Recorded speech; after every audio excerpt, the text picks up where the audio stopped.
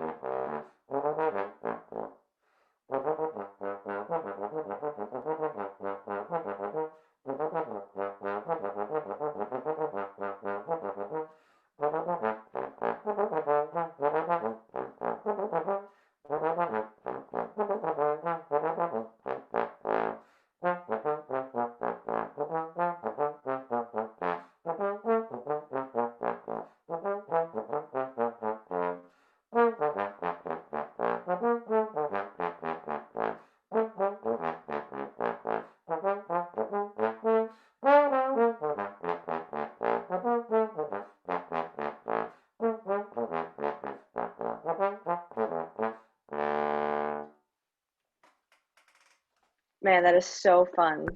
Yeah, there's a billion notes in that thing. A So, million billion notes in that thing. but like I said, it showcases those valves really well. Yeah. You're in and out of that range so much. The single valve and double valve sort of stuff all over the place. So that C and B for me is notoriously. I think it's notoriously bad for any and all bass trombone players. Let's be real.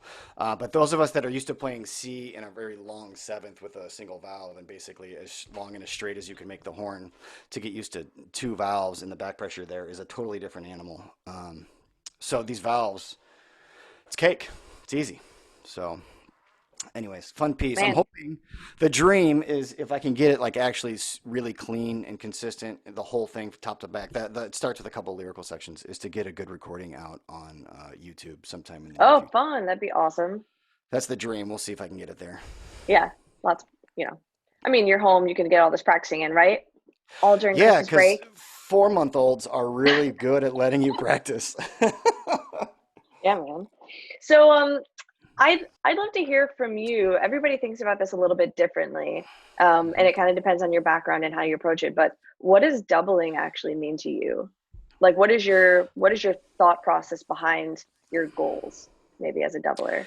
Well, let me just give you my history as a doubler, Yeah, and that then would be great. you'll sort of understand what my thought process behind it is. I double because of my trombone teacher, my master's, David Vining.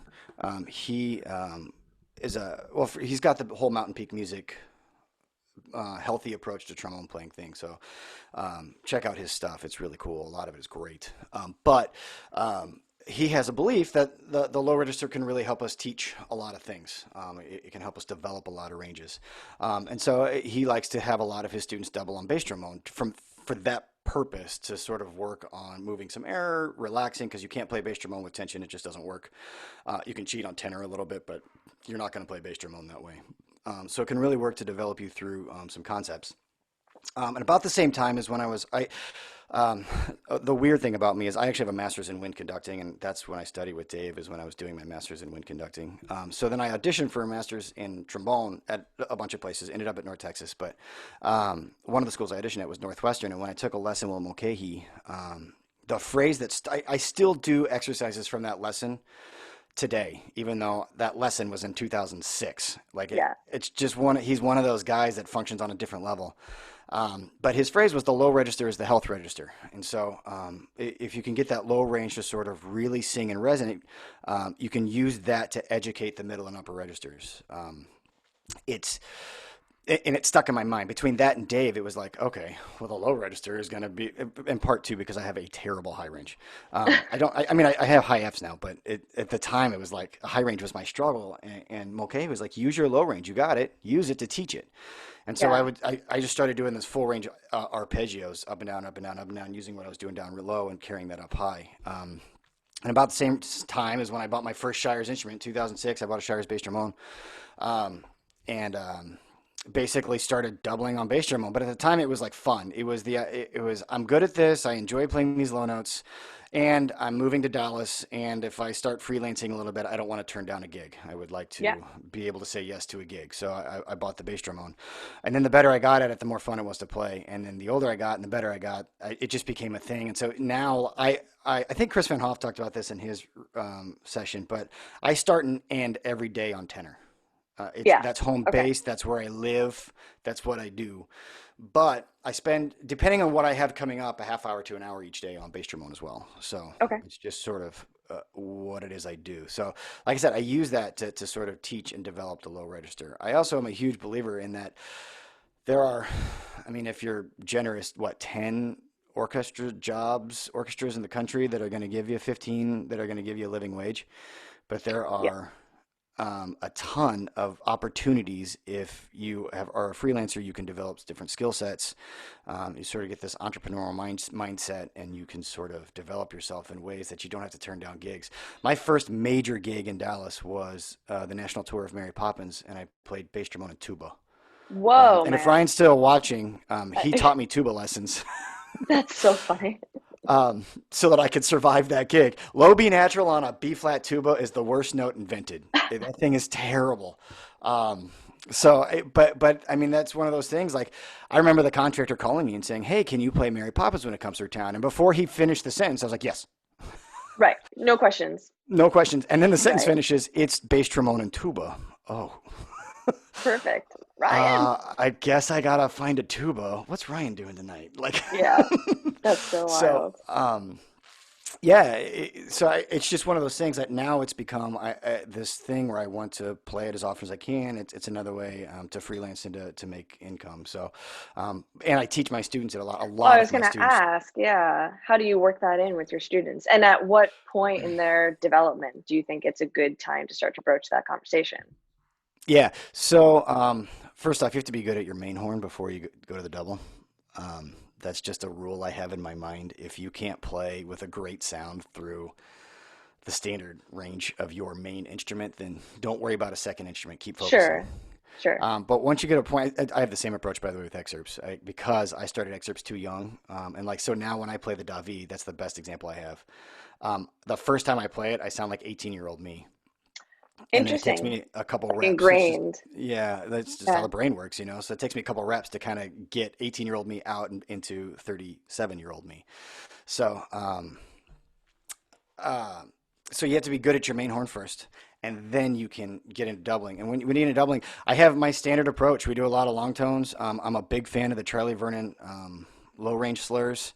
Um, Phil Cinder has this really cool minor low range exercise that I like. Don Little is Hmm. the tuba teacher at North Texas that his one of his approaches is to take orchestral excerpts and put them in 12 keys.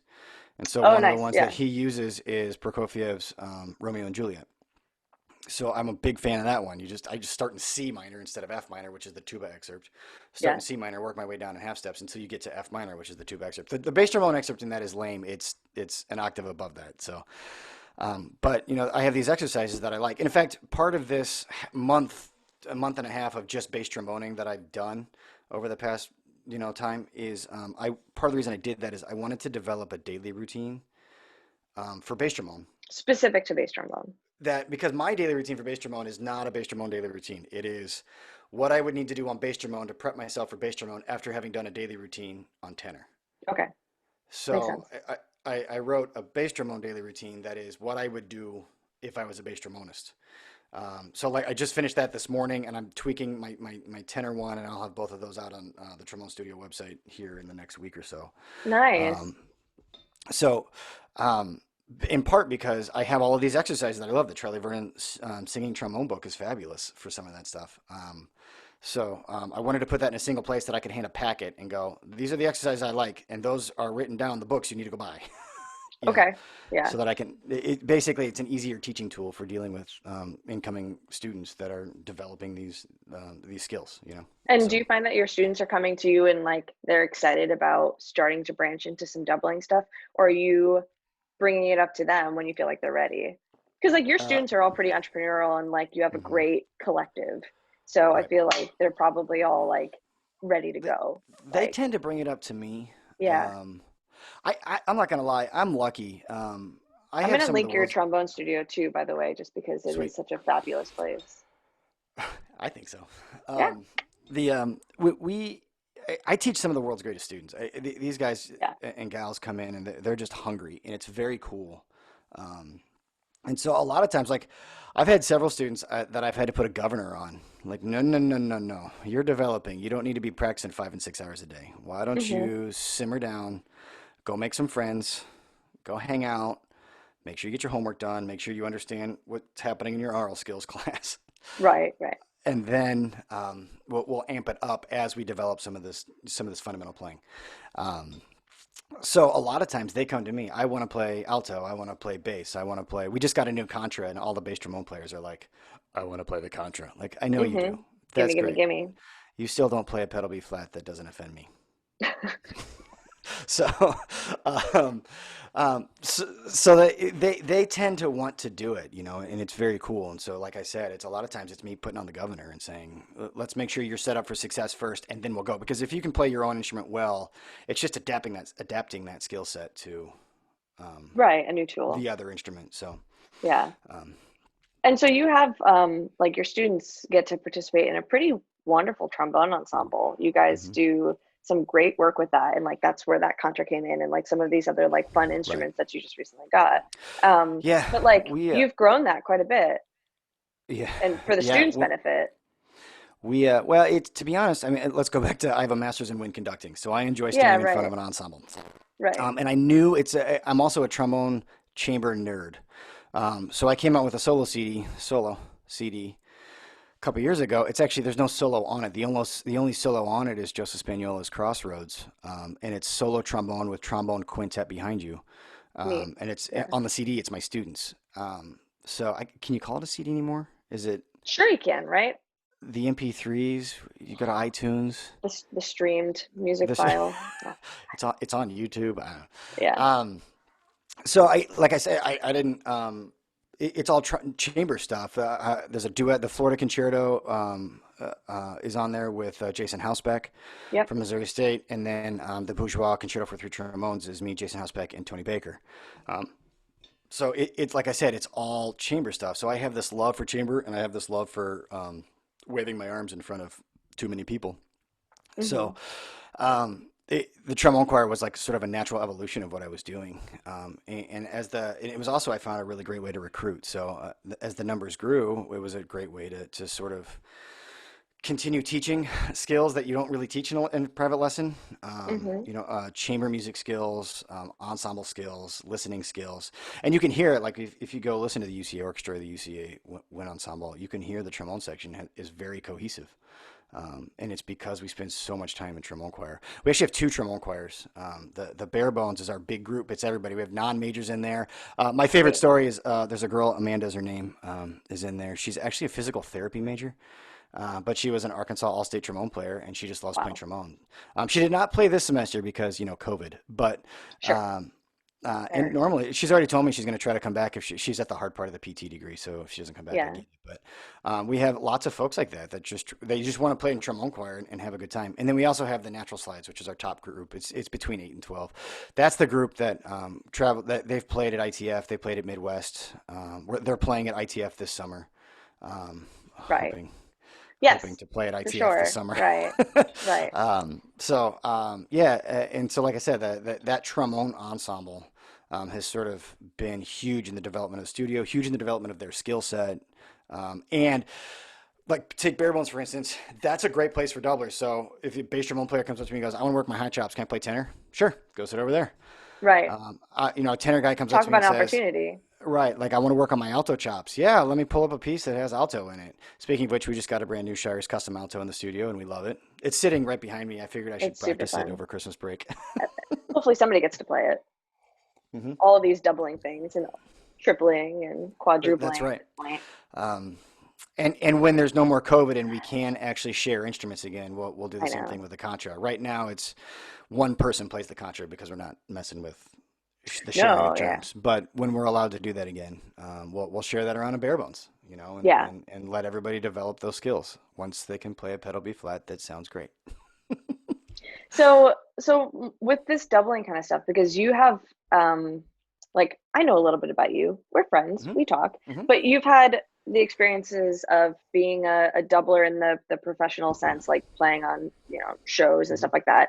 Hmm. Um, Teaching, obviously, but also teaching like when you were back in Texas too. Like Hmm. how helpful was it for you as a doubler to know how to approach teaching both tenor and bass trombone when you were Right. teaching in Texas and had a private studio? Like that's got to be super beneficial. Super helpful. Yeah. And it's little things like as a tenor trombone player, you don't realize just how long of a note you have to play on bass trombone in order to balance an ensemble until you've done it.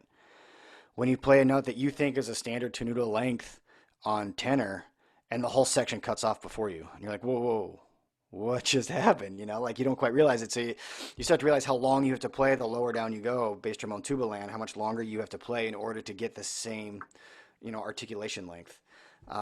This button is a whole different animal. Um, like that alone, like what I'll never forget. I have a student.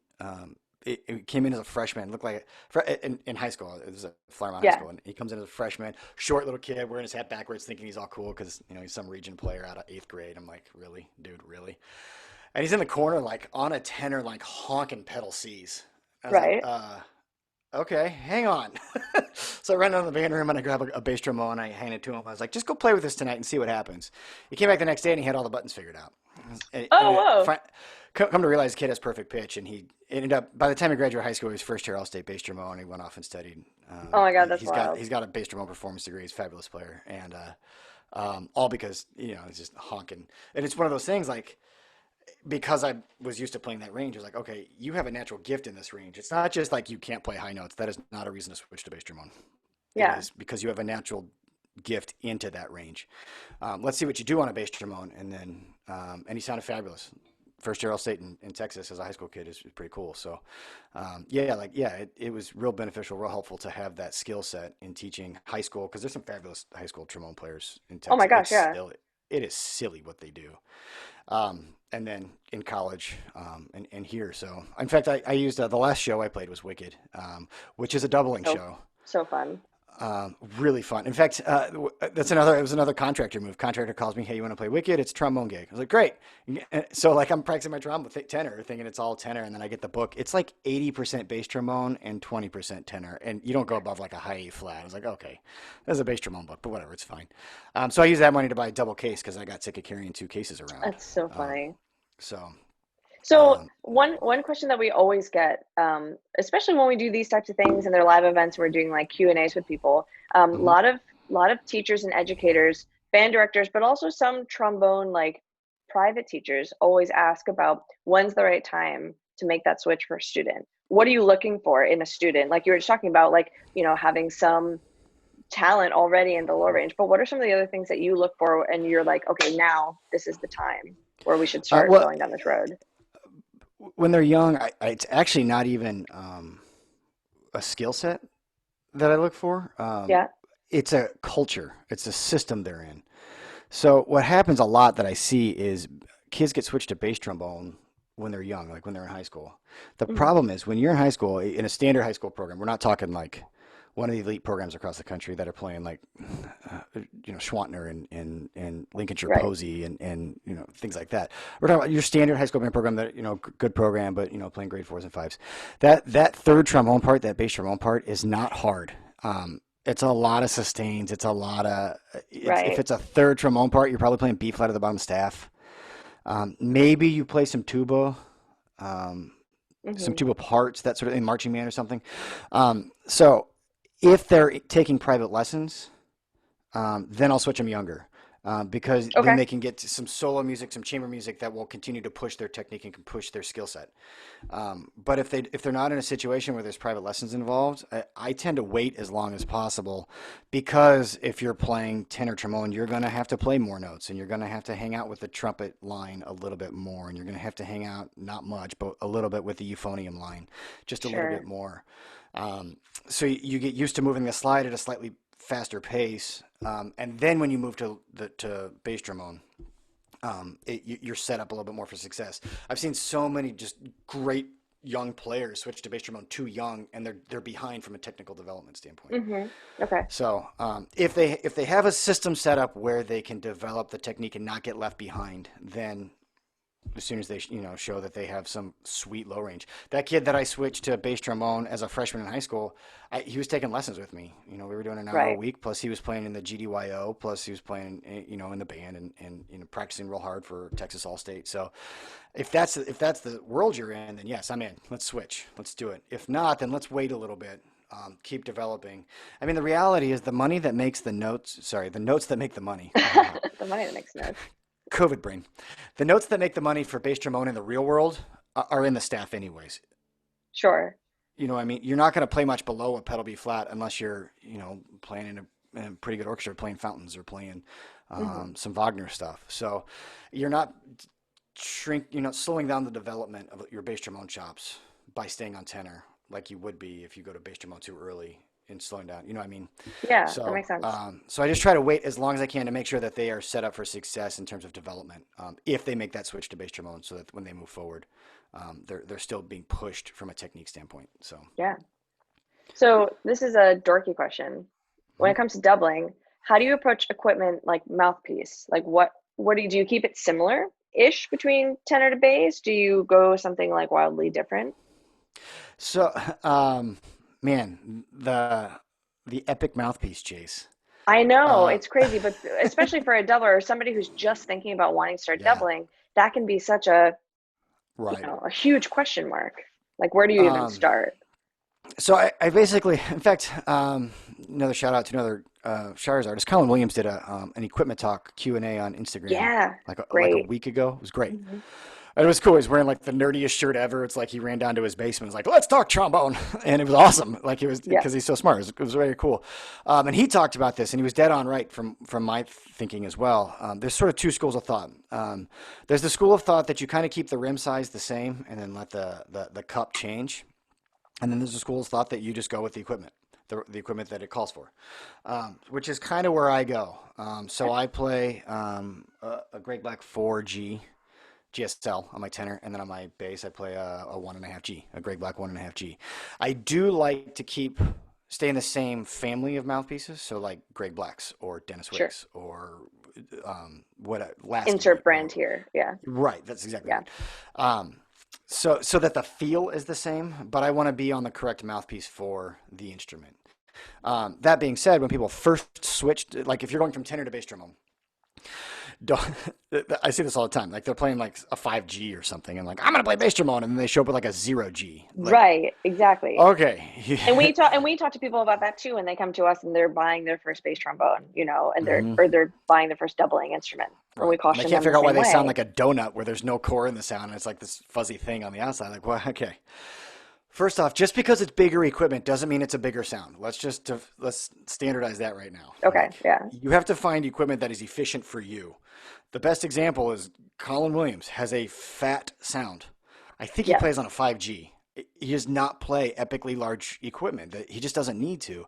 So it's the concept in your head, and it's getting, developing into the size that fits you.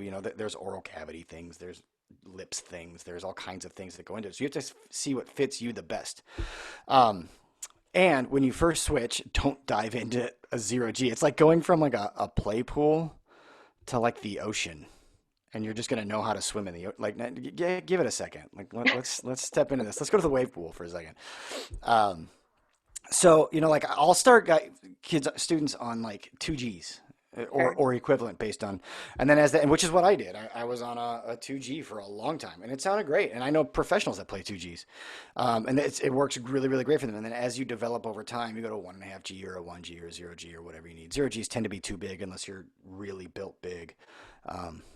Which there are people that are, and that works great for Hmm. them. But I think in general, you don't have to go as big as you think. Like that trend from the 90s where it was bigger is better is As huge as not possible. Right. right. With, Exactly. with as much metal as I can find, like we've moved out of that, and things are a little bit more efficient now. So Thankfully. Yeah, absolutely. yeah, which For allows for a little everybody's more benefit. color, a little bit more resonance, and a much easier feel on the instrument. Like it actually responds to you quicker because you don't have Hmm. to get extra weight to Yeah. vibrate with No, you. for sure. For sure. So. No, that's interesting. That's good. That's good advice.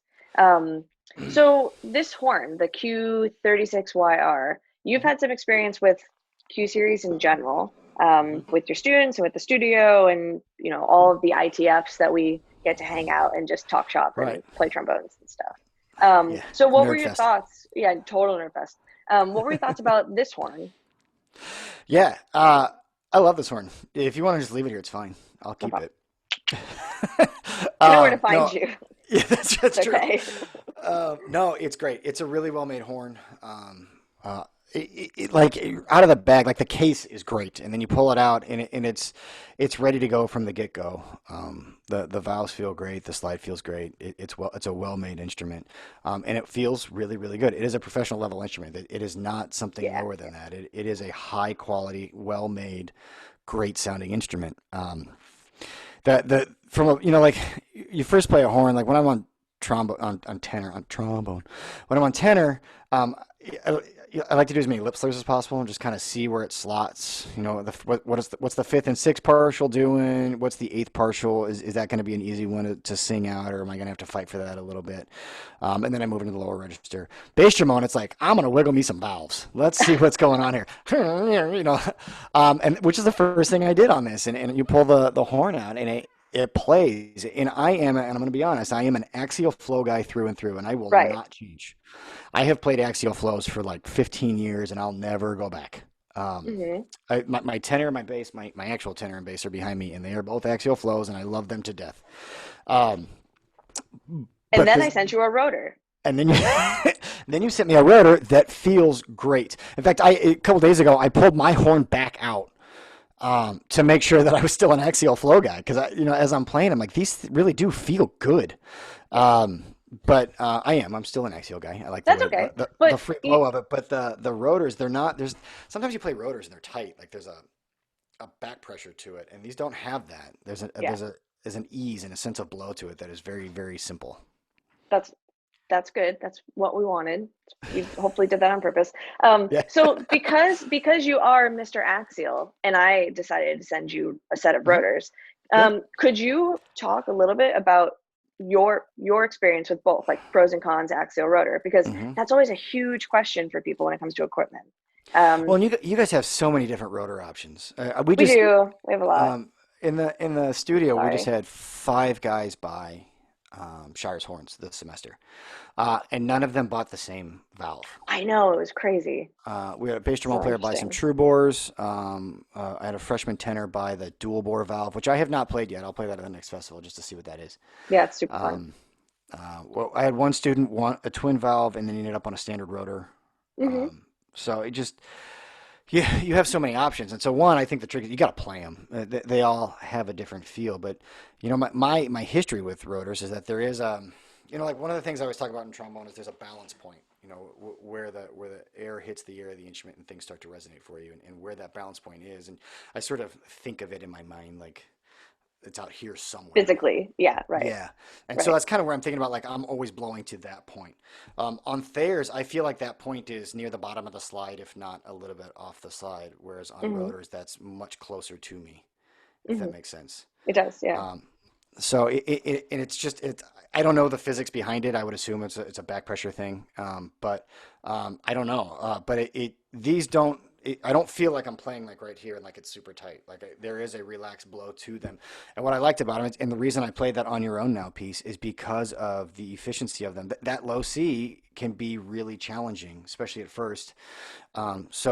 Those rotors are super efficient, and that C speaks like without any issues, you know. Yeah. So And you were talking about too, like in and out of the valve on hmm this horn feels pretty gosh darn consistent and simple easy. and easy. Yeah, Yeah.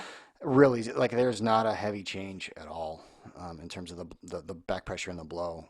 Yeah. It's pretty consistent and very efficient of a throw. Um, Nice. Yeah, cool. Good. so it's like a piece like that where you're playing 3 billion notes a second. You can get in and out of that stuff pretty easily. Right. Without any effort, you know. So, And so for especially the you, second valve. I don't know what you guys did to that second valve, but that thing is wicked fast. My axial second valve. It's like those valve. My bass trombone is from 2006, and so it's those valves have seen better days. So, maybe it needs a little TLC. This might be a yeah, good time for you to send it to us. that's right. That's right. I'm gonna keep this one and send you Right, mine. right. So tell me a little bit, tell us a little bit about why you like axials compared as well. Like Q36YR is a great horn, hmm wonderful, rotors are great. Why do you, Dr. Cook, like axials? What are the I pros there? want almost I want the air to just go. I don't want Okay. anything to fight me, and so the axles do that. They just, especially when I'm playing bass trombone, it's not as big of a deal on tenor, but on bass Hmm. trombone, like how many times are you? When I played Book of Mormon, um, Yeah. the, there's a you're playing it's small bore tenor to bass trombone, and so you're playing all this like lead stuff, and then there's one of the tunes where they basically crush boxes, and in that moment you play two really loud low C's, and playing on axials it's just like it just goes Right. there's which is really handy because when you're going from a 508 bore with a smaller mouthpiece. I do play a 5G. I just shrink the cup Hmm. on a smaller on the 508 bores to a 1.5G bass trombone. You know, full on. Having the axials makes life a little bit easier because you can just dump air into the instrument and there's no fight. You know, it just sort of Yeah. pops. So Yeah. that's my approach, and I know plenty of people that are quite the opposite. They don't want they want a little bit of resistance. They want to feel the Right. horn. A little more Right. to So. push against. Yeah. And hmm like that is the really nice thing. And I'm so happy because we just came out with the Q36Y and GA, the axial version of this horn as well. hmm And that we just came out with that this year. But Right. to be able to have in the Q series line both a rotor and an axial option Right. is like what we've Huge. wanted, yeah, this entire time. And to be able to do that in affordable and still modular and compatible horn to the rest of the custom series. Yeah, I just had a freshman bass trombone player. Um, just switched him. We switched him mid semester, Yeah. and we did one of the virtual fittings with Alexis.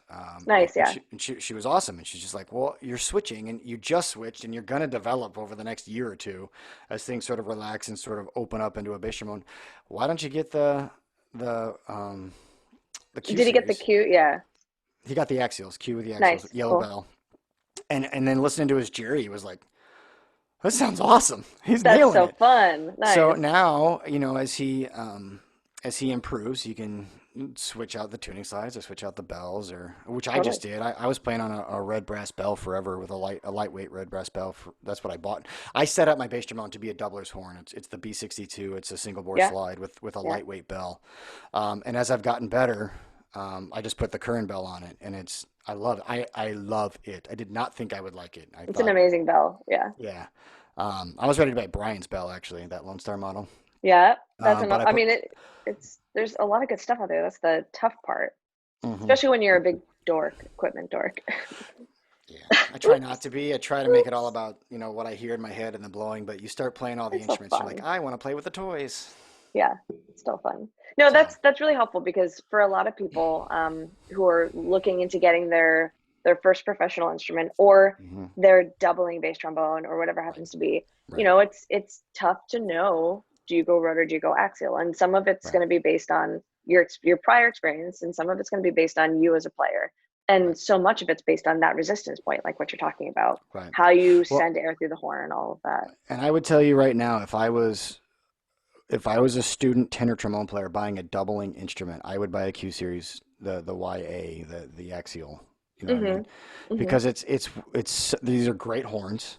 And they let you develop, and as you develop, then you do what I just did, and you buy. I put a new lead pipe and a new bell on it on my horn, and Right. it totally changes, and I'm happy. I won't buy. I hope my wife's not listening, but I promise not to buy more trombone equipment for a long, long time. I promise not to send you anything else. How about that? That might be a better way to get that done. That's probably this. Yeah, that's probably the safe way. That's the Yeah. safer way. Yeah. No, no, no. That's really, really great. And then you have students too who are on the Q10ers and Hmm. stuff I have a too in couple. the Hmm. studio. Yeah. Okay. Cool. Yeah, in fact, I had Yeah. we had Houghton horns come up. Um, Yeah. Nice. we did all the COVID protocols and hardcore, and Kristen Park was amazing. Yes. And Very much so.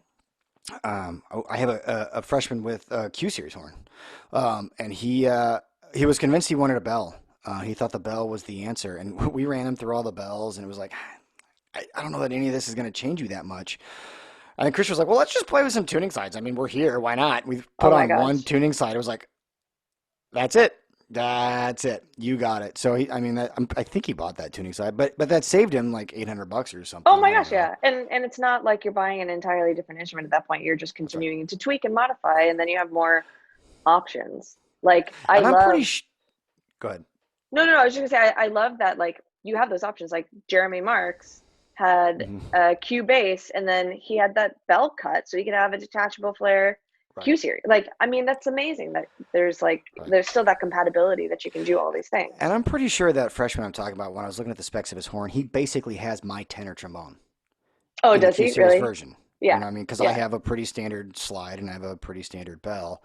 right. Um, and Well, we try to base all of the Q series horns off of just some of the most popular components that we right, do. So like the Q right. bases are that same slide that you play, that like B62. It's that single Hmm. bore 562, and then it's based on our most popular bell. So it's like a two-piece uh, yellow or gold style Hmm. bell, and it's based on what most people gravitate towards. Right, Yeah. So that we feel like we can make sure that we put together a horn that's going to work for the majority of people. right. So, Makes total sense. but especially on the doubling side, like you don't always have the added luxury that you get to like spend a whole lot of time like, okay, and now I'm going to play just this instrument. You need something that's going to work for you in the That's right. moment. And in a Like, majority of situations, because if you're a doubler, the odds are you're not doubling. You're playing principal trombone one day and then in some great orchestra, and then playing bass trombone the next. There are some people that do that, but not many. Most doublers are freelance types, and so yeah. I'm playing bass trombone in a big band gig this weekend. And then I've played bass trombone on Wagner stuff, and I've played bass trombone in Star Wars movies. In that orchestra, it's the Symphony Northwest Arkansas. I've played principal. I've actually played all the parts, based on who needed to sub out, and if it was Right. a 4-part thing. And so I've had gigs where I've walked in with both instruments because I just didn't know. Sure. And so when you're a doubler, you need an instrument that can do that, that can go. Today I'm playing Star Wars, the third trombone part, which is actually bass trombone part. Um, and tomorrow I'm playing a big band gig, and then the next day I'm playing a brass quintet gig, um, Right. on the as the tuba player, but I'm playing bass trombone. So you have to be able to do a lot of things, which you can do in these instruments. There's you can move the color around, you can mess with the articulation. There's a lot of variable in there, and it's also ultra consistent. So if you need to sit down and play Rheingold, you can create a very consistent sound through the registers at the same time. So they're pretty versatile instruments from that perspective. Yeah. No, I'm so happy that you've had, and we were talking before we got on here too, but you've had a lot of experience with the Q series between all of our ITFs Hmm. and SDS and all that kind of stuff, not to mention your studio and just Right. opportunities at Midwest. We hang out a lot at these things. So Yeah, we I've go been through a I've lot been of pretty homes. sad this week because the last 2 years I've been at Midwest. That last year I Ryan Robinson and I know, gave a clinic, and then 2 years ago my group played. And so it's like this year it's right? like looking forward to going back in 2 years or in a year. But Yeah. yeah, no, even the trombone studio here owns four Q series. In fact, these rotor bass trombones, the Yeah. Q, with the rotors, and we own three custom jazz horns and then the custom Small Shires. boards. Yeah, yeah, yeah. Right. Um, Small bores, yeah. Sorry, Dr. Van Hoff. 508 bores. Um, but yeah, the and these the Q rotors, the Q basses are amazing. The kids love them, and they work really Yeah. really well for those that we switch and at their beginning stages before they go buy their own horn, or those that are working on their doubling skills, Right. and moving into a new direction. So they're really fantastic for a lot, and they would work if you're a major, which we have some of those students too that Yeah, for just sure. buy a Q series because they're fabulous. Yeah. So. No, that's awesome. Well, man, I'm so super, super grateful. Hmm. I did want to ask and pick your brain since we have a big trombone community on here, and Oh Lord. you're one of the ITF head honchos. So, Oh can Lord. you tell us a little bit about how exciting this next ITF is going to be in whatever Yes, I capacity that can. it exists? Yes, it's going to be incredible. Yeah. This is our 50th. There are arguments about if it's our 50th year or 50th, Or festival, right. whatever, and how the years work out. But we're claiming it as our 50th, and so I'm coming out of looking right COVID now. and 50th anniversary, it's go big or go home. So we also combined with the Southeast Trombone Symposium, so it's sort of a joint event between the two. But really, there's a little bit of Southeast Trombone Symposium flair and flavor. It's the way Dr. Palmer Hmm. likes to call it. It's a little bit of STS flavor. Right. And really, what he means is there's sort of two elements that you're going to get from the STS. You're going to get the STS faculty, and that includes Colin Williams, George Curran, Paul Pollard, Jim Nova, um, Brian Hecht, Yep. um, Nate Zagons. Nate Zagans, Yep. and those guys. And then you're also going to get the STS competitions. Other than that, it's a pure ITF. Um, and it's cool. Like the couple years ago, one of my first STSs, the New York Phil Trombone section did an excerpts session, and the reviews were unbelievable. Like I remember sitting in the Just hall, just amazing. like, Yeah. oh my gosh, this is unreal. And so the New York Phil is going to do that again, because they're all going to be there. And the Met's going to also do it. We have enough members of the Met that are going to be there that they're also going to do a session. Um, I'm trying to think off the top of my head because I have it written down somewhere. No, it's okay. I kind of put you on the spot, but just like getting to hear from somebody like you Hmm. or Crispin Hoffer or Palmer, or like any of our friends who are involved in this Hmm. organization or both, it's going to be such an amazing, It's like huge. blockbuster event. Yeah. Yeah, and that's kind of what we were aiming for. And to be honest, if you follow us on social media, on Facebook, Instagram, and Yep. do we have a Twitter? We're big on YouTube, YouTube. all Yes. the YouTube stuff. You can sort of keep up. Karen Marston is the head honcho of it all. It's Karen Yeah. and Carol Jarvis who sort of run everything. Sort Just of two amazing rock work. stars of the world. And Yeah. Karen is very good about posting to the website. So if you want to see the artists we have coming, you can go to the website, and then that gets pushed out to social media. Ben Yep. Patterson, that he just popped into my head. He just retired as the lead trombone in the Yeoman and Oh, Note. I know. He's Um, amazing. he's unreal. He does things on the trombone. He's been posting videos where you're like, holy smokes, I didn't know a trombone could do that. Right. Right. That's going to be cool. Sarah Giacovino is going to be there. Nick Finzer is going to do some youth workshop stuff. Alessi's Oh, going to be there. awesome. Yeah. So the names are incredible. And let's be real, there hasn't been a conference in a year and a half now. Everybody's going to be itching to get back for this. And so it's And going to be at Columbus State. yeah, Columbus Right. State. It in their facilities, if you haven't been there, their facilities are top notch. That Legacy Hall is, I haven't, Amazing. I've been doing ITF work since 2016, and then just traveling around doing things. I haven't found a hall, a stage that makes a trombone choir sound as good as Legacy maybe anywhere. It's just so well designed for that size of ensemble. Yeah. So I'm really excited to hear some of the student ensembles that are coming are just fabulous. Hmm. Um, you know, not to mention whoever the Remington winner and Kai Winding winners are. So I think it's going to be a pretty incredible show. I mean, we say that every year. The ITF is going to be the greatest Sure. ever, And it gets but better and this better and really, better. yeah, that's right. Our attendance goes up every year, and it has Hmm. every year since like I said, when I hopped on after the 2016 festival. So 2017 was my first actual festival. Yeah. So the attendance has gone up every year, and that's a credit to the staff, but also the host doing some pretty serious legwork. To make all that happen. Yeah. So we're really excited. We don't know exactly what it's going to look like. We can be honest about that. Right now we are full steam ahead as though it is a full blown festival with all the bells and whistles, Hmm. and we're just waiting to see what happens in the world with science. But you do have plans, regardless, to Yes. make it Re- a kick-ass festival no the matter what. festival is Yeah. happening. Perfect. Win, lose, or draw, whether there's 8 inches of snow on the ground or whatever, we are having a festival. The question will be: is it how much of it will be in person? How much of it will be live streamed? Will there be an Hmm. exhibit hall? Will there be a lot of advertisements through live stream? That sort of thing. Like what the details of it are still sort of up in the air, and we're going to make some firm decisions on that early in 2021. But we are having a festival. It is happening. That's awesome. We are going to do things. We are going to socialize as a trombone community again, because I miss all of the trombone people in the world. So, I know it's good stuff. So I did link the ITF website so people can cool. check that out. And we tend to try to push some of the stuff to information about it as you Hmm. guys post too. Yeah, But no, I'm excited. I'm excited because ITF is always a huge highlight for me. yeah, Mostly because of the people. You know, right. I mean, just Well, such we a talk great about group of that all the people. time. It's the ITF is awesome because you spend all day just getting inundated with unbelievable sounds. You go from a Megumi Kondo concert recital to a Jim Markey recital to the New York Phil to I mean it's just and then you hear fabulous trombone professors from all around the country, and then you hear the student ensemble. Like I Oh my always like gosh, yeah. when the high school trombone ensembles get up, and you're like, those kids What? are in high school. Goodness. But then really it's to me, I mean, I work all day. I see you more during a festival than I see a lot of people because I spend I most of the know. day in the exhibit hall, walking around making sure people are good to go. Justin, where's I my box? I Where's my I do prefer when the exhibit halls are closer to the main office because then my feet don't hurt as much, but it's fine. Yeah. Um, but really, so I don't really get to relax and enjoy the festival until the late night hangs. So when we get to the Right. late night jazz hangs, you know, like you walk in and John Fedchuk or Nick Finzer is Oh my playing, gosh.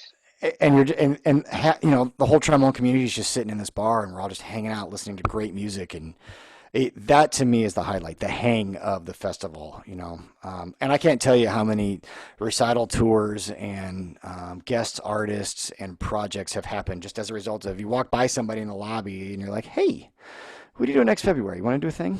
Right. Sure. You know, it's a lot of that just happens. It's very cool. So That you see community. the light switch in like young students that see like Peter Steiner for the first time, Right. you know, Just and amazing. they're just like, well, I didn't Yeah. know trombone could do that. Like, yeah, it can. You should listen to some more stuff. It's pretty cool. Yeah. No, that's So, you know, when you awesome. see the Jim Nova Star Wars concert, it just blows your mind. Right. So that I concert, I mean, digress. I'm pretty, uh, I've seen enough at trombone festivals now that it takes a lot to really get me That one was absolutely out of control. stupid. Yeah. Yeah. Jim's arrangements and then the players on that stage were just, it doesn't get any better than that. I'll have to share that again on the Facebook page so that people can check Mhm. that out again. It's just Yeah. so It's, incredible. Yeah. the video is cool, and Ball State has some really incredible recording facilities. But the in the room at that moment was it was unbelievable. Just and the place Hmm. was packed. There was like 900 people in there or something. Yeah. Super fun. Unreal night. It was so cool to watch all that happen. So the Super, super crazy fun. mind of Jim Nova. I know. It's good. It's good for the rest of the trombone community though. Hmm. That crazy work that he does, Yeah, it's for pretty sure. awesome. So Yeah. Well, man, I'm so excited about ITF mhm. STS this coming year. Super excited for the work that you and your students are doing in your studio. COVID or not, no COVID, you guys are all working really hard. Fighting the fight. So, yeah, man. Well, thank you for doing this today and letting Hmm. me throw some rotors at you for a Yeah, change. I loved them. They were great. I'll keep them. Yep, no problem. And thanks everybody else for watching and tuning in. Like I said, this is our last Facebook live stream, I think, for this year, 2020. We'll have some more stuff coming out in 2021, so stay tuned for that. And as a added little bonus, we have a brand new video that's going to be posting tomorrow. That's all about the company that we've been putting together for the last few months. I kind of leaked it to Justin yesterday. It's really cool. It's really cool. I'm really excited about it. So I'm happy to share what we've been working on with everybody too. But I've been having a blast with these. It's been so nice to get to highlight our Q series instruments and highlight some of our artists and share that information with you as a online community until we can do it in person. But Dr. Cook, you're the best. Thank you so much for You're the being best. with us today. And a shout out from the trombone community. Thanks to Shires and all the people there for the instruments, the customer service. It's the whole company is pretty amazing, and it's a great company to be an artist for. So thanks to you and the Oh, whole crowd. that means a lot. Thank you so much. And also, happy holidays, everybody. We've got like a foot of snow here, so it's feeling very merry. So, We have wet leaves in the south. I'm just saying. all right. Well, thanks again, everybody, and we'll see you next time for sure. Okay. Bye bye.